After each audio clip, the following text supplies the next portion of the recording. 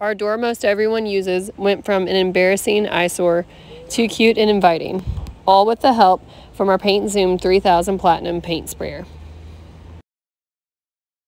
The first step is to clean your surface and tape off the areas that you don't want painted. Remove hardware from the door.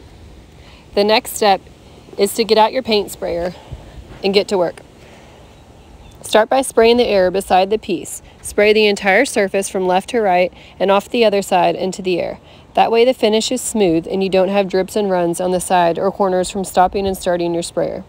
Make sure whatever pattern you choose, whether left to right or top to bottom, you overlap your spray patterns so that you cover the entire piece. Remember, multiple thin coats are better than one thick coat. Remove the tape and clean out the paint sprayer. Now admire your final product.